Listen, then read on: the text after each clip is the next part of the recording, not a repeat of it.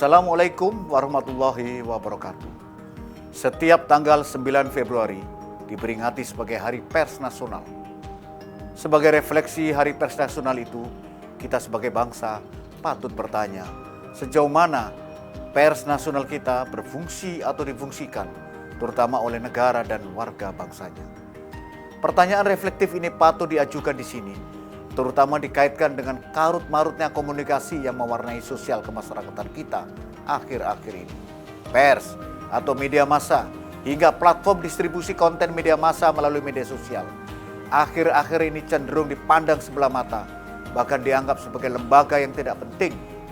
Ditempatkan di ruang paling belakang, konco wingking, hingga termarginalisasi baik secara fungsional maupun secara struktural. Pers kita bahkan belum dianggap sebagai lembaga sosial dan wahana komunikasi massa yang mengemban fungsi informasi, pendidikan, hiburan, kontrol sosial dan lembaga ekonomi serta budaya. Padahal pers sebagai pilar keempat demokrasi, sebagaimana amanat Undang-Undang Nomor 40 Tahun 1999 tentang pers. Pers merupakan wujud kedaulatan rakyat yang berasaskan prinsip-prinsip demokrasi, keadilan, dan supremasi hukum. Tanpa pers, kehidupan demokrasi suatu negara dipastikan pincang, semu, dan mengarah kepada otoritarianisme.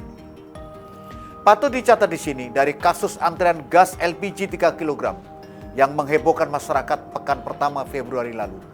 Jika dirunut ke belakang, semua berpangkal dari pengabaian aspek komunikasi media yang dilakukan oleh Kementerian ESDM.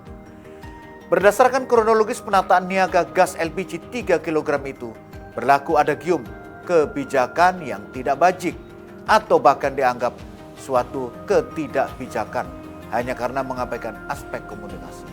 Ada 3 kondisi yang memungkinkan ketidakbijakan itu, yaitu adanya kepentingan ekonomi politik, menempuh jalan pintas, dan yang ketiga, karena sempitnya wawasan untuk menggali akar masalah sekaligus memberikan solusinya.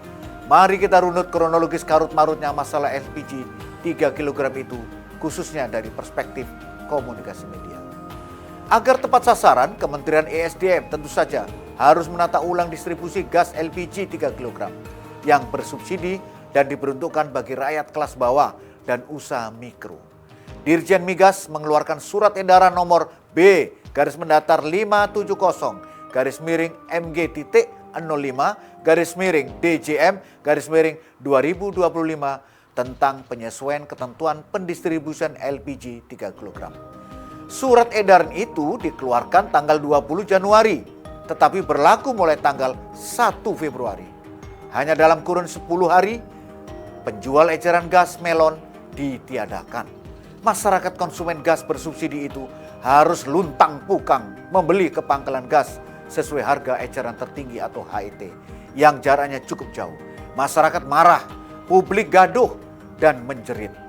Presiden Prabowo Subianto pun turun tangan, memerintahkan Menteri SDM untuk mengembalikan pola distribusi gas LPG 3 kg itu sambil menata ulang distribusi lebih baik lagi.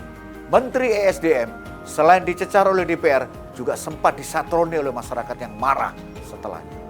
Inilah pangkal soal kekacauan itu. Perubahan pola distribusi gas melon dalam kurun 10 hari kemudian itu tidak disertai dengan diseminasi informasi selain kajian kebijakan yang memitigasi risikonya. Dalam hal ini, selain mengabaikan fungsi komunikasi media, juga tanpa analisis komunikasi krisis sebagaimana layaknya suatu kebijakan yang harus dimitigasi secara risiko komunikatif. Dalam hal ini, Kementerian ESDM mengabaikan aspek komunikasi. Di sini membuktikan pers, media massa, dan aspek komunikasi telah ditinggalkan atau tidak dilibatkan sama sekali. Dasar operasi kemarin itu adalah surat keputusan Dirjen Migas. Itu tertanggal 20 Januari. Harus berlaku 1 Februari. Kan nggak mungkin. Anda orang komunikasi, orang kita sangat kopeh cuek, dikasih waktu segitu. Nggak bakal tahu dan nggak bakal diperhatikan. Padahal Pertamina sudah menyiapkan sejak tahun 2023 untuk proses ini. Tapi baru keluar 2025 kan. Baru keluarnya di tingkat Kementerian SDM-nya ya. Untuk perintah kan harus ada underlying-nya. Itu Jadi ya kasihan Pertamina kalang kabut. Faktor lain, sejak 1 tahun terakhir, pemangku jabatan Kepala Biro Komunikasi, Layanan Informasi Publik dan Kerjasama atau yang lazim disebut Kepala Humas dalam posisi kosong. Pejabat sebelumnya, Agus Cahyono Adi, telah dimutasi ke instansi lain. Dari penelusuran melalui laman Kementerian SDM.go.id, tidak ditemukan nomenklatur struktur Kepala Biro Komunikasi tersebut tertera di dalamnya. Pun, penelusuran berita sosialisasi perubahan pola distribusi baru gas LPG 3 kg sekitar tanggal 20-an Januari juga nihil dari pemberitaan di situs web resmi milik Kementerian SDM. Apatah lagi media tak satupun, yaitu media massa arus utama, pers nasional dalam hal ini, yang memberitakan ketidakbijakan tersebut, kecuali setelah masyarakat gaduh. Konon, Kementerian SDM telah mengunggah diseminasi informasi perubahan pola distribusi gas 3 kg tersebut melalui kanal YouTube. Tetapi setelah ditelusuri, konten tersebut bahkan tidak atau belum ditemukan.